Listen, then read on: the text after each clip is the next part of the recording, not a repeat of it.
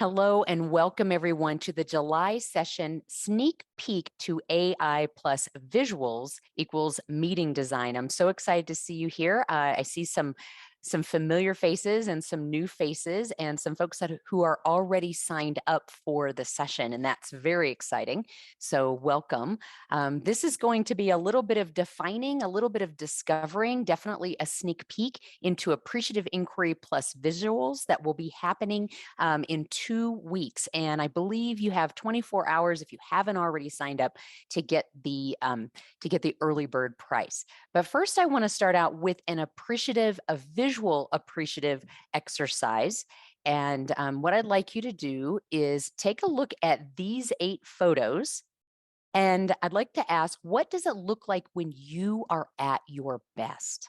And I'd like you to choose the image that best represents you at your best and share the number and why in the chat. Love to hear that. So number 1, we have someone that's, yay, looks like they work from home and had a success. Number 2 might be strategic. It's a chessboard. Number 3 is teamwork. When we're working together, maybe it's about relaxing, or maybe it's when we are either collaborating or handing something off to someone else. Sometimes that's when it's our best, when we've done our best work. Maybe it's when we've won big, when we're harvesting, or when we've reached the top of that peak. Love it. Number 7, growing and nurturing work stuff, relationships and personal projects at all hours of the day. Fantastic. So if you're just dialing in, I'm asking you to take a look at these visuals and choose one of these. Type the number in the chat, and why does this image represent who you are at your best?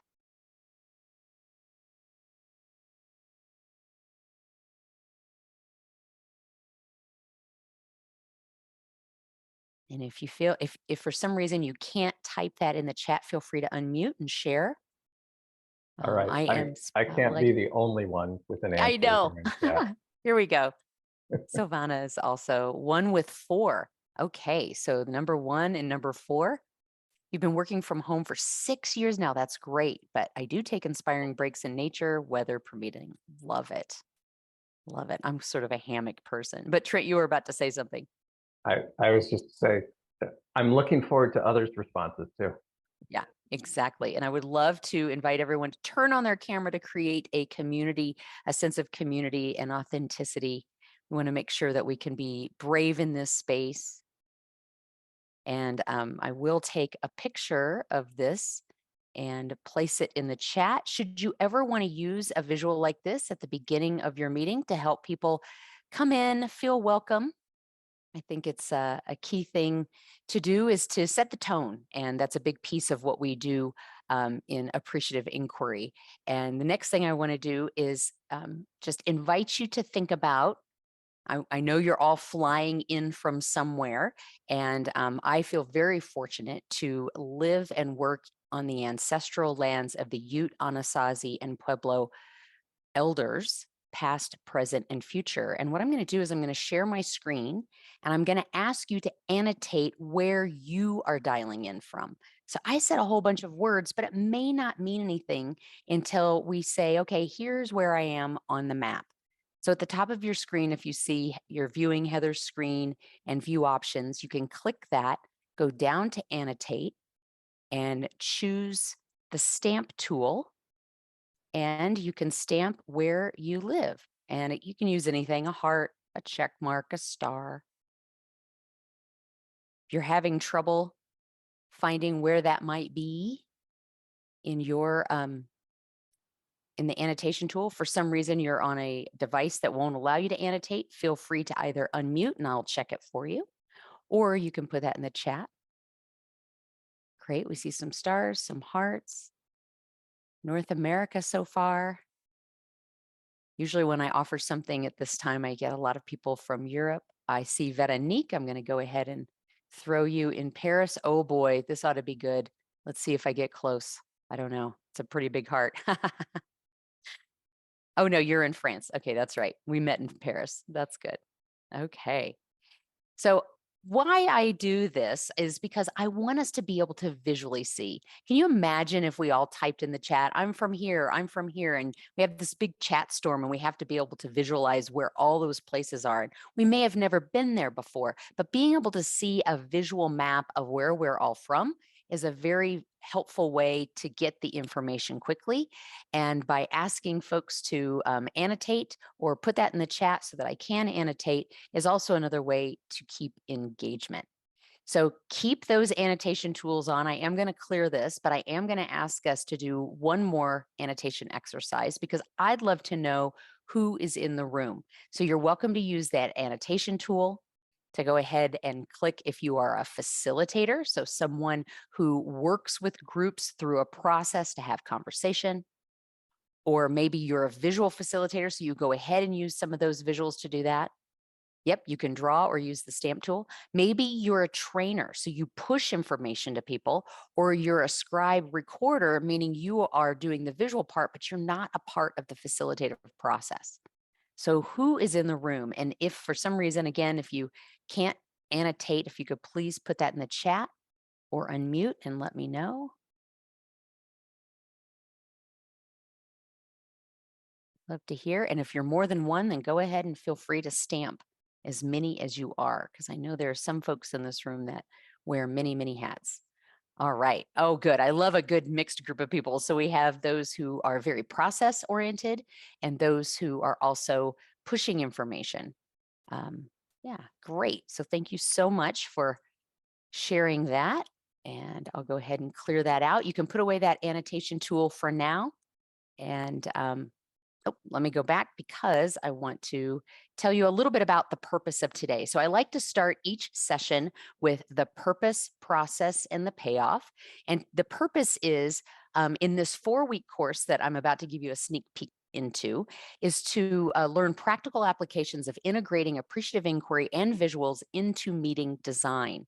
And today's session is for all of you to learn about the course and how it helps facilitators and visual practitioners make meetings more engaging, efficient, and equitable. I have engaging quite twice. But what we've learned is that visuals and appreciative inquiry truly honors the human and what their experience is like, and also helping them be engaged in the process. Visuals are a universal language. They're very helpful. And appreciative inquiry brings life to that.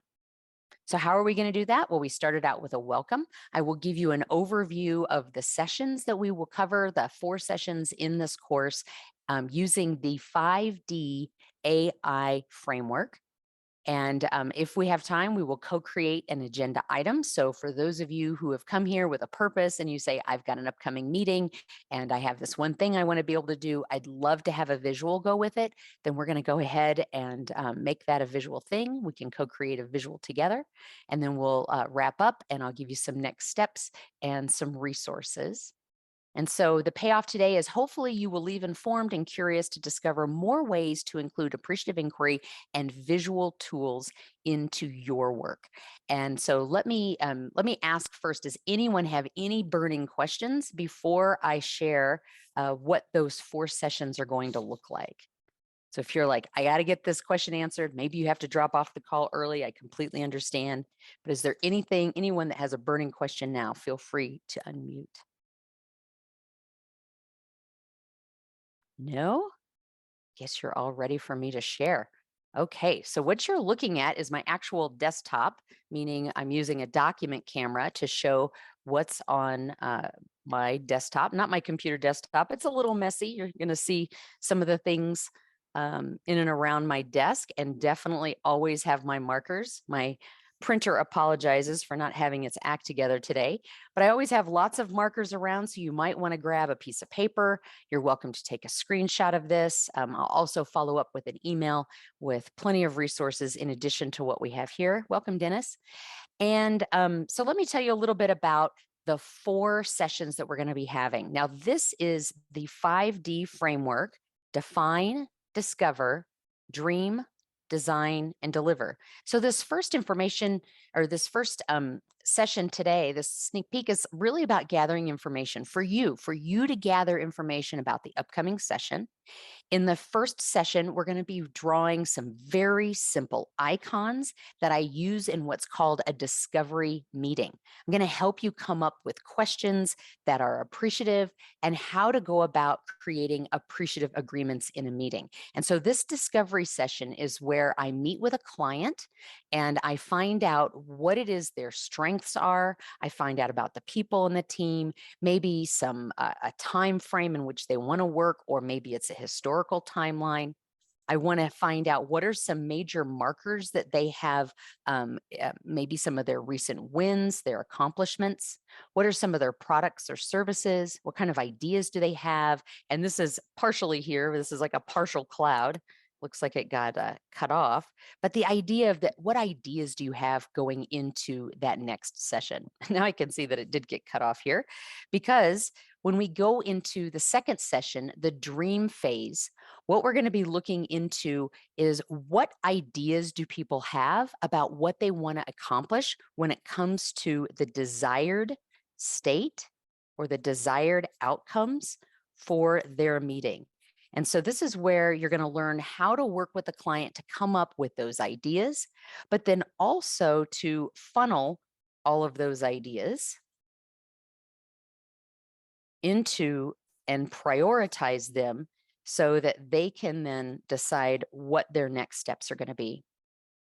And then I also have a graphic where you will get to experience appreciative resilience so that we can do a needs assessment to make sure that whatever we design is going to be delivered to meet those desired outcomes. Appreciative inquiry is all about designing, understanding, and creating experiences through the kind of questions that we ask and visuals to help support the desired outcomes that they want to have happen.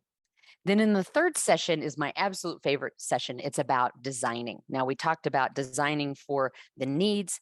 We're going to design the process to reflect those outcomes. That can come down to some very logistical things, especially if we're co-creating with a client and they have some specific needs. It could also be when, where, and how is this going to be delivered. This little icon here represents what kind of activities do we do in plenary? What kind of activities do we do in pairs, back in plenary, small group breakouts, and back in plenary, so that we have this dynamic meeting or session. And this icon also reflects that in terms of energy. Where do we have high energy? Where do we go deep and stay introspective? And where do we all come together? And that all comes down to visual templates that allow us to go through a process. And so we'll be creating what I call process templates, customized templates to help us meet the client's needs. And then finally, in the fourth session of Deliver, I'll talk about some of the delivery formats for both in-person and virtual sessions. And so what you're seeing me use today is simply markers on paper using a document camera.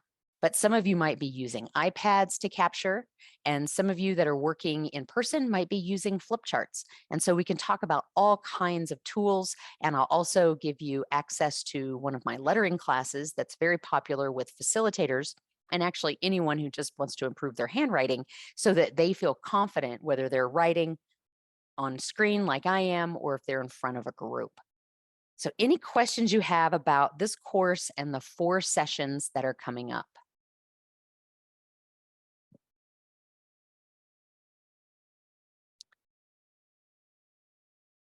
Me show you where you can find that information and other information when it comes to the Center for Appreciative Inquiry.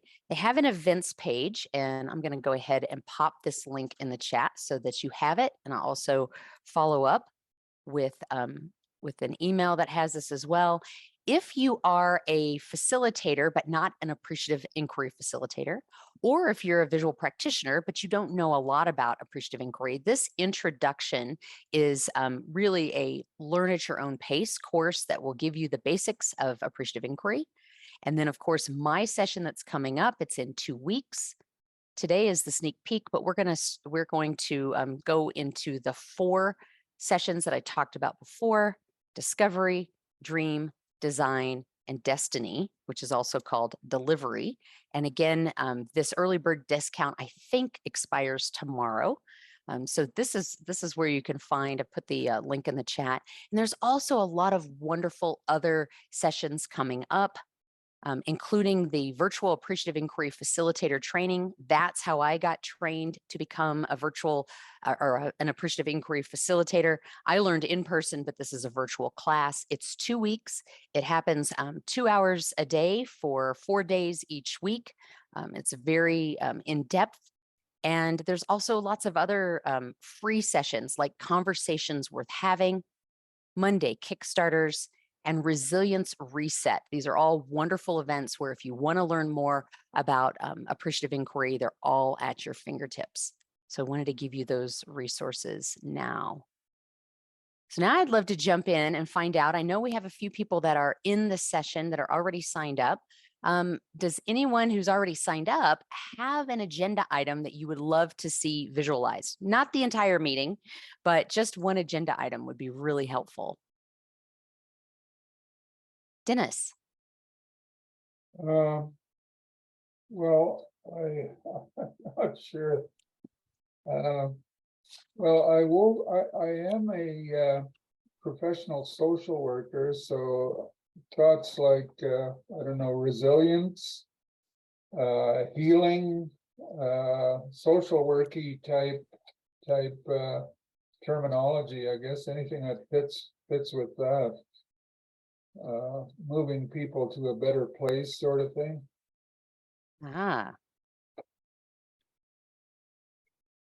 Do you have an upcoming session or a meeting coming up that you need help with? Not at this point, no. My work right now is more one-on-one than group work. But Okay.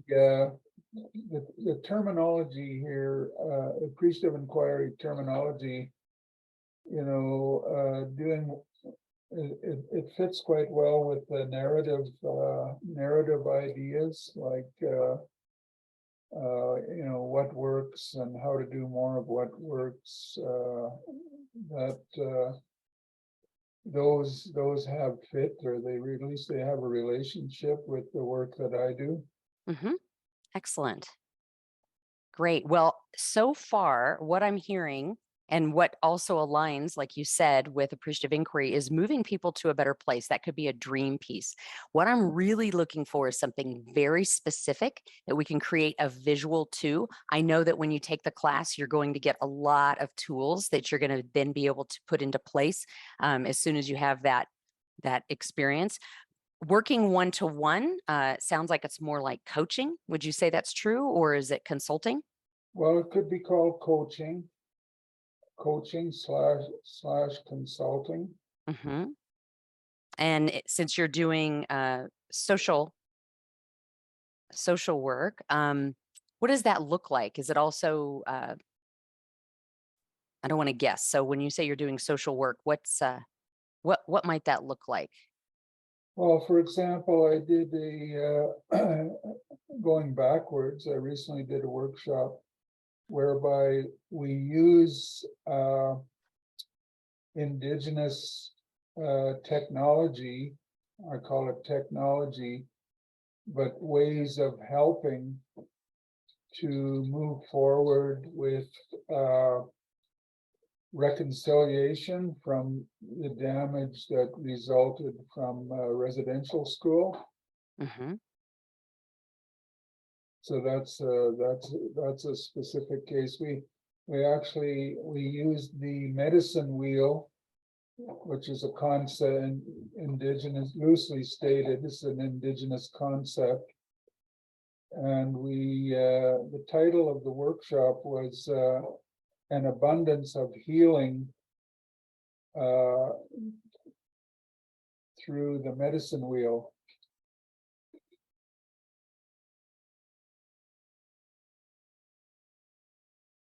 Excellent. So that's a wonderful visual. Were you able to use visuals to help go through that process? Well, in a limited way, I used it was a PowerPoint presentation. Mhm. So certainly, there were slides, some with, I guess, more audio visual, Mhm. videos, and maybe some diagrams And would you say, was this in person or was this online? in person. Okay. All right. Great. So already I can see where you might consider using human geography to be Okay. able to do some of this work. Are you familiar with that? No, I'm not. Yeah. So this might be where you actually, if you are working with Indigenous people and their technology, setting up an actual medicine wheel in the space that you're working so that they can then stand in different areas of the medicine wheel to talk about their experience and describe what that feels like so that you can move them to that better place, if that makes sense. And so you might think, well, what does that have to do with visuals? Well, I have taken people through exercises where I've made pieces of paper and even some icons where I put them on the floor and I literally set something up that they can walk on. They look down and they also see themselves in relationship with one another and be able to do the storytelling. Now, you also want to make sure that you have chairs nearby for people who, can't stand that long and maybe they want to sit. And you may even have chairs in a circle as a way to start so that you're honoring and being able to see everyone and honoring that type of space. And so, but being very careful, of course, when designing this with an Indigenous group is not only helping move them to a better place, but what does better place mean to them, right? We don't want to make any assumptions that starting in a circle is the best way, but asking them what are some of the rituals that they're willing to share or customs that might be meaningful to them to take them to that better place. Yeah. Does this hearing what David has or Dennis has to say and then what I've added here, does anybody have any questions or anything else they would add, recommendations or from their experience? Hi, Heather, it's MJ. Yeah. I am listening and I'm going to put in the chat a book that I recently came across called, excuse me a second. It's called Research is Ceremony, Indigenous Research Methods that help to frame those same things that you're talking about in terms of engaging with people and Wonderful. understanding, getting understanding and surfacing that. So I'll put that book in the chat. Wow, what a wonderful resource. Thank you so much for sharing that, MJ. And this is what I love about this work is that every time I teach this class, we have different people in the class and it's a completely different the basic information that I'm going to share you about appreciative inquiry and visuals is the same, but how we customize it is completely different. In no way did I know that Dennis was going to bring this gift to all of us. And so now we have this human geography, which is great because we have this kinesthetic. So we have this high energy or connecting down into ourselves when we can connect with each other. But then how can we add visuals to this? So in this case, it might be that people could be sitting down and they have big pieces of paper, or they can have sticky notes. And then at some point, we have a board where they can share those things based on their desired outcomes. And there might be several different visuals that help them do that.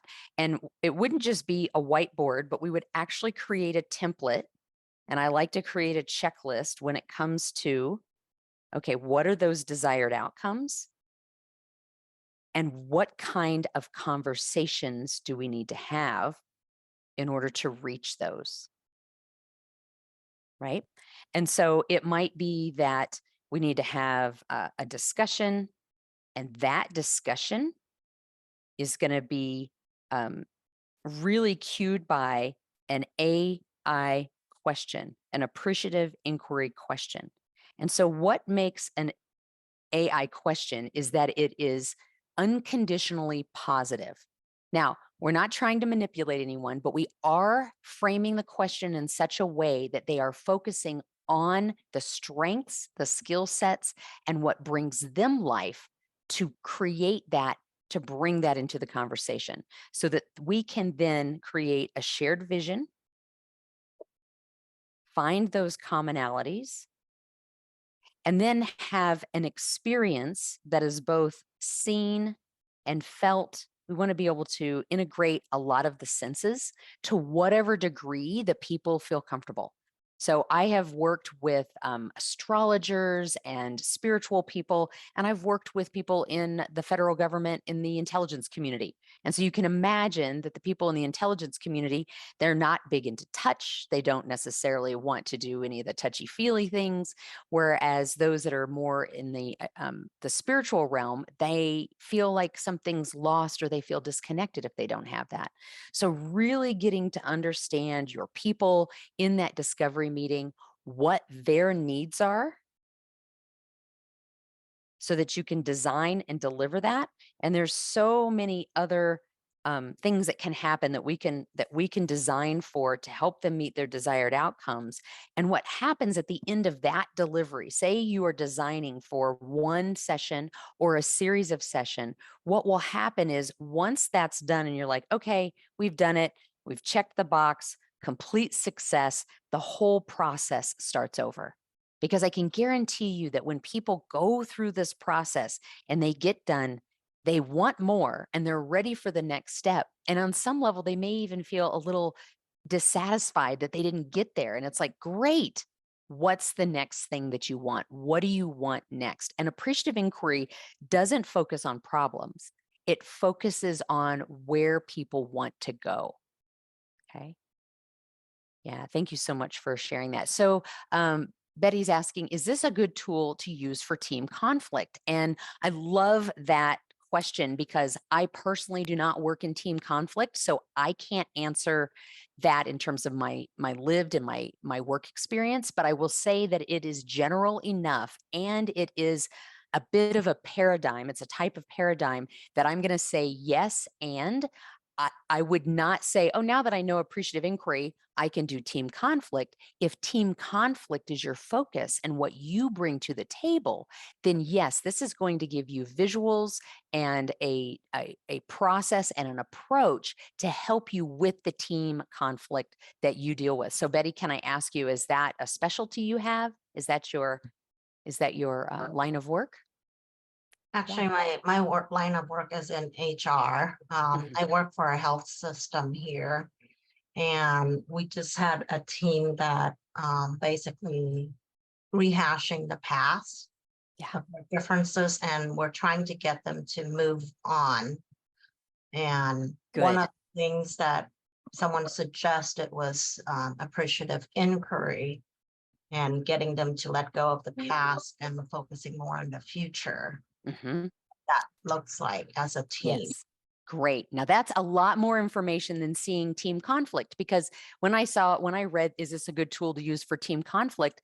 Right away, I thought, well, I'm not a team conflict expert, but have I used AI and visuals to help with team conflict?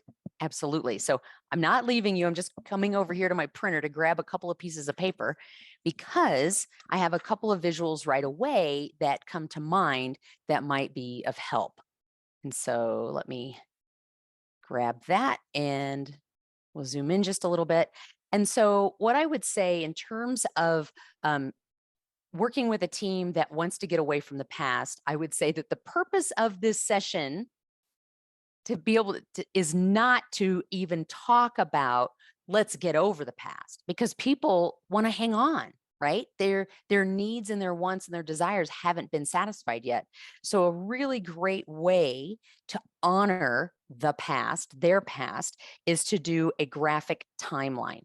And what you might do is say, okay, you know what? Why don't we honor where we have been? And that would be the purpose of one type of an exercise. It's a visual conversation to honor where we have been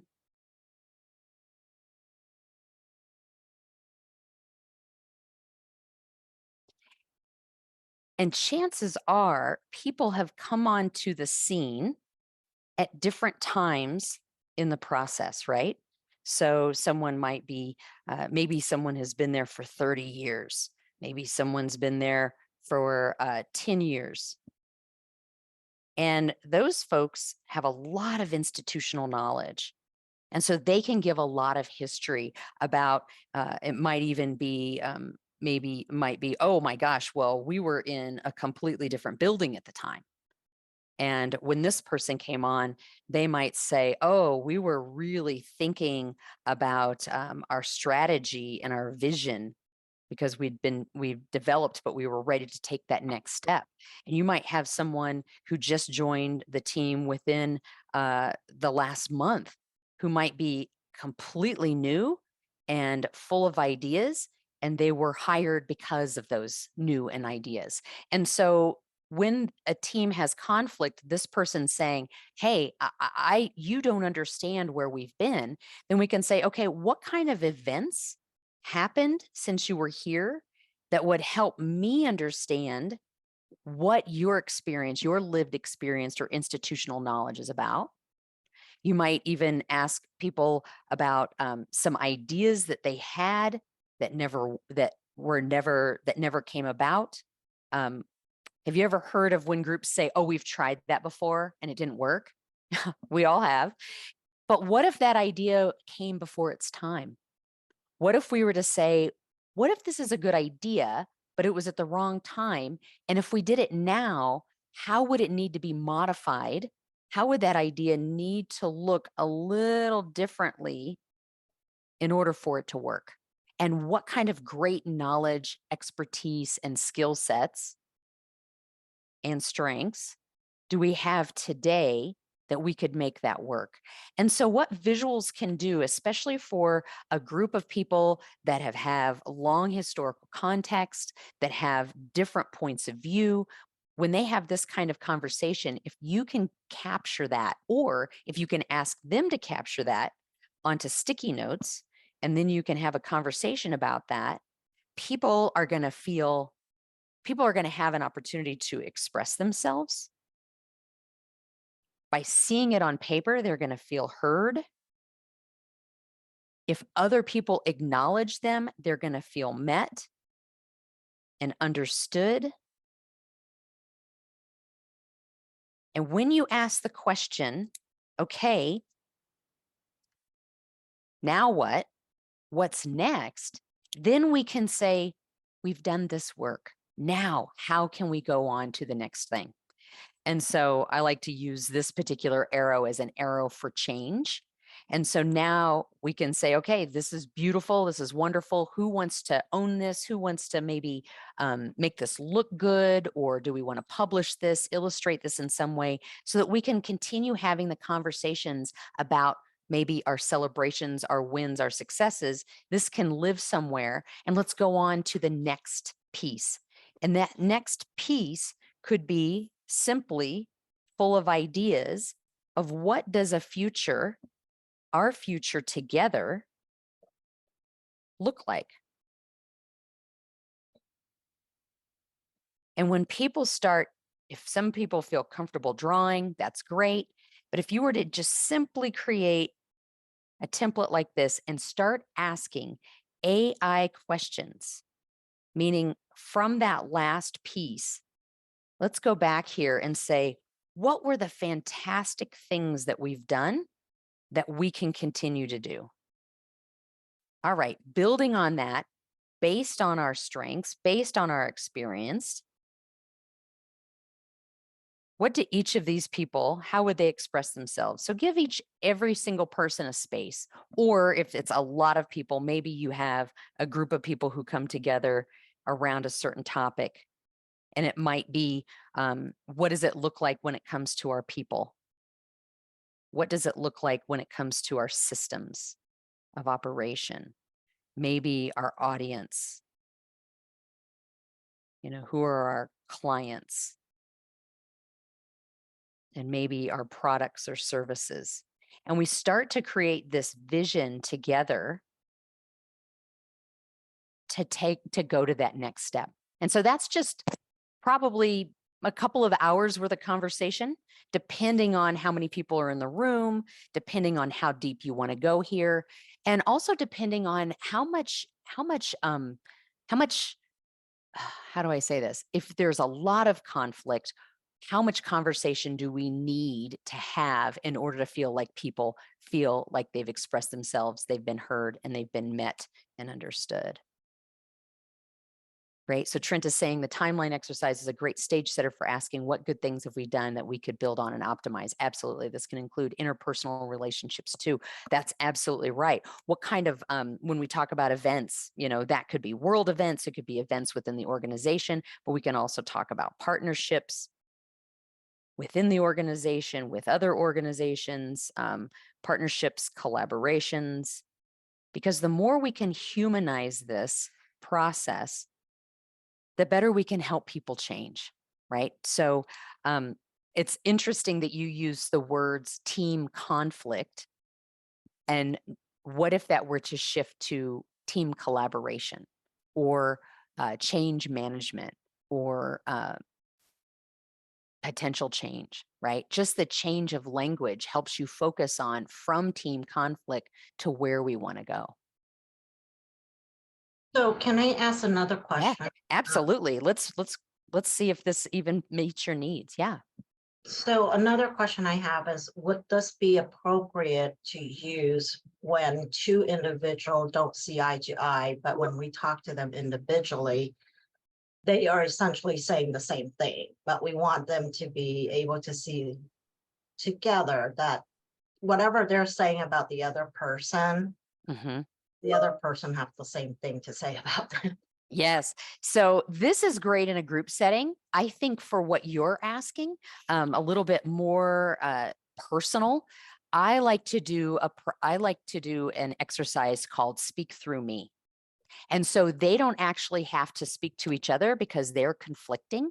But if they're both facing you, and maybe you just have a piece of paper that either they can see or they don't have to see, and you have, even though you have two different people here, if they're saying the same thing, then maybe you start writing what they're saying, right?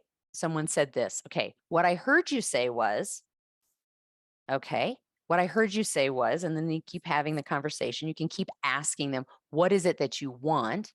What is it that you want? And then you could easily just pick up the piece of paper and say, I see that you're saying the same thing. Now, how together can we go forward with what you've stated that you've wanted? So how can we work together in going forward? And it might be that we have to dig a little bit deeper and ask them about their why. So if you're both saying the same thing, you both want the same things, why are we having this conversation? Why are we here? Because we share the same passion or need to be in this position and work together. And it might be that one person says, look, I got a family, I got kids, I've got a mortgage, I've got all this stuff, I've got to work, I'm here because of that. And the other person might say, I'm really passionate about our vision and our mission here at this organization. And those are two very different whys. And if you can help those two people understand their whys, where they're coming from, then they can begin to have a little bit more compassion for each other. Does that make sense? And I'm not going to pretend to be an HR professional here, but I would say that there are ways to make things visual so that they can both see what they've said. Yeah. So oftentimes what I find is that people, when they see what they've said written down, it can kind of soften what they're saying. So what do I mean by that? Have you been to a meeting where there's someone who's loud, they keep saying the same thing and they keep like banging on the door going, why isn't anybody getting this? But once I write that down, as a visual practitioner, even if I'm a graphic recorder and I'm not even facilitating, just the nature of writing that down, it's like I see that someone heard me, because people do that because their needs aren't being met. But when they see something that they've said written down, it's helpful to them. Now, if someone says something different and then they say it again, I might highlight it, I might circle it, I might put little flashers around it. And that's an indication to the facilitator to say, okay, can we talk more about that? Maybe we need to unpack this or have a deeper conversation about this, right? And so what visuals do is then they help hold a visual container so that we can have those breakthrough conversations that we need to have. Great. Yeah, Thank- so thank you. Yeah. Do you have anything else to add or any other questions, Betty? Not right now, thank you. Okay, great. Yeah, and MJ put another really great uh, resource in the chat, adding to what I was saying. A format that she's found useful for team alignment is an adaptation of the sprint retrospective originated for software teams using agile process. Yes, absolutely. By showing where we've been is a very helpful thing. I also have an article that I've written for the Center for Appreciative Inquiry. I oftentimes author blog posts for them, and I will share that also in the chat. It's actually, I'll just share my screen so that you can see it. So we have a visual representation of it. So going back to the Center for Appreciative Inquiry page, they have a blog page here. I did write a recent one called AI versus AI. So we know that artificial intelligence is very popular these days. So I was comparing it to Appreciative Inquiry. I'm going to scroll down just a bit. If I don't see it here, this is one that I created. Engage your meeting participants by visualizing your agenda. Okay, it looks like mine might not pop up. Lots of wonderful resources here. I'm going to see if it'll show up in the next one. It's been a while since I wrote that, but what it was about was starting your meeting with a celebration. And when we can celebrate our accomplishments, it sets the tone in such a way that we're able to there we go, that we're able to create a tone. And then not only are we just celebrating what that might mean, but we're also, in this instance, what I did is I drew part of this drawing ahead of time. The very top of this, what's supposed to be an iceberg, was the information that the executive director gave me. And then I had her start the meeting and talk about the great accomplishments that they had accomplished. And I said, what else did we do? And around the outside is what I wrote in real time when people in the meeting said, I would love to add this. And then as the facilitator, I said, and how did we do this? What was beneath the waterline? Where were our strengths? What are our skill sets? What helped us do that? And this was such a great way to have a visual set at the very beginning of the meeting. They put them in a space for collaboration. They collaborated on their strategy and their vision for the next 3 years. And then at the very end, I came back to this visual and I said, whatever it is that you want to accomplish next, if we want to write a new iceberg, know that you can take all of these strengths and skill sets with you. You can accomplish anything, because a lot of these things that they spoke about, like survive and thriving through COVID, they became closer as an organization. And we can't say that that's happened for every organization, but by identifying those strengths and skill sets will help groups. And so I just wanted to share that by looking at our past and celebrating it helps relieve some of the pressure that we might feel from burnout or just working hard in a very passionate way, or some people just might be disengaged. Yeah. Thank you, MJ. All right. So it looks like we've been at this for about 45 minutes, and I've given you a couple of different exercises and examples. I'd love for you to either put in the chat or unmute if there's any questions that you have that'll help meet your expectations from today. As I pull together one last thing, we'll tell you that upon registering, I'll give you access. I'll send you an email and I'll give you access to the pre-work that we have. This is, it looks like 1, 2, 3, 4. The pre-work is only 2 pages, but this is 5 pages, and it also comes in an interactive PDF. So if you don't want to draw or write anything, you can type all of this out. We start out by learning about ourselves and sharing about to each other, who we are, our own strengths, so that we can then take that to our client, help them with their vision. We'll go through the whole drafting the design and the purpose statement for a meeting, what kind of visuals and logistics need to go into that. I have just a beginning checklist of how to use visuals in your meeting, both in the design phase and the deliver phase. And so you've got lots of support materials, and I also give you access to all of the recordings that we've had, and I will also have office hours for a couple of weeks following the session. Now, this next session, I'm going to teach the class 4 days in a row. I usually do it 1 day a week, and you have a week to put some of these things into process. So I'm teaching it this way 4 days in a row because I had that request from a few people, and we're going to see how it works. It's going to be pretty intense, but that's why I want to make myself available to you in office hours in weeks to follow. And I'm also want to offer that if you ever want to take the course again, just a refresher course, or experience the course with a different group of people, you're welcome to do that as well. All right. Any last questions to meet your expectations or your learning needs before deciding if you'd like to integrate AI and visuals into your next session?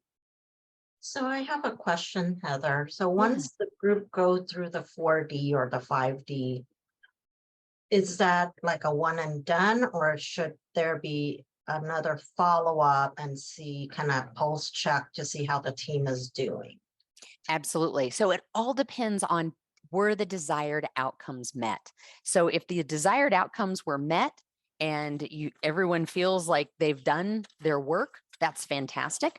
But if you find that in the process, after you've done your delivery, hold on, I think we need to go deeper, I think we need to go further, then you can go through the whole process again. Yes.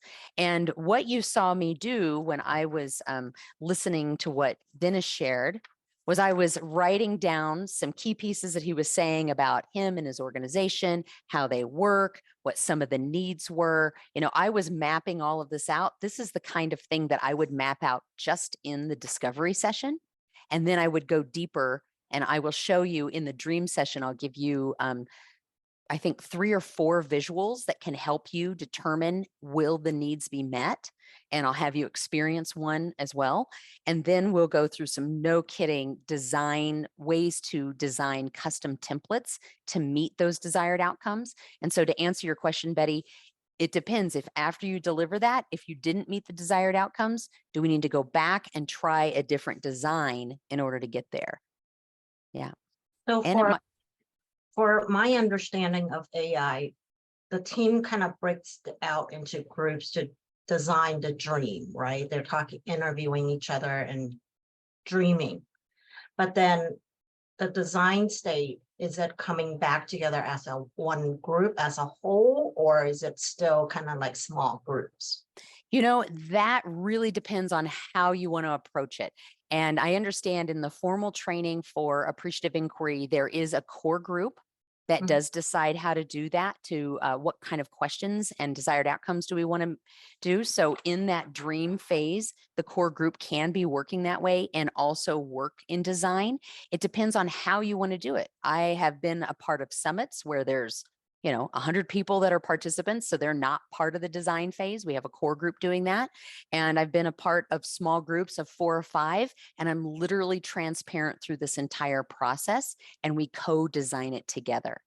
And when I'm working one-to-one with clients, it might be that I am holding this entire process, but helping them get to their desired outcomes in our one-to-one sessions. So excellent question. The focus here can be on process, but I'm going to tell you that I'm not wedded to only one process. I like to come up with custom designs that are going to fit those desired outcomes. And I'm very, very interested in making sure that we're meeting the needs. And so if anyone's ever heard of an empathy map, that's a fantastic visual to make sure that the needs are met for a group. And I think a lot of times what facilitators may do, and I'm not accusing all facilitators, is that they might use the same method every time to address a problem. And that's not what I do, and that's not what Appreciative Inquiry does. We kind of hop around and use the whole template to be able to satisfy those needs. And so one of the things that I've created since getting my Appreciative Resilience certification is called a needs-based assessment based on the ALIVE model. And that's something that I would take either a core group through or even entire group to say, have we met your needs, so that they can then process that. Yeah. Thank you, MJ. I'm not paying MJ for this, but these are fantastic. These are fantastic resources. And this is what I love about the way that I teach AI and visuals, is that there are so many visual templates and things that are already exist out there. I like to customize them in order to meet the needs of the group. Yeah, I can tell MJ is just as passionate about this. So I hope you'll join the session, MJ. That would be great. So Betty, I'm not sure, did that answer your question or did that create more questions? That helps. Thank you. Yeah. Okay, great. Any other questions for folks? If you need extra time to make this decision, if you need to go back and make a business case for maybe your boss or employer to help you pay for this class, please feel free to reach out to me. If you have additional questions, you can email me anytime. I'll put my email address in the chat so that you have it. That's probably the easiest way to get a hold of me. And then of course you can sign up for the course anytime between now and probably a few days, because you'll want a few days to do the pre-work. And that session, let me go back and see, that session begins in 2 weeks. I usually have the sneak peek 2 weeks. So July 25th is when we will meet again at this same time for 2 hours. All right.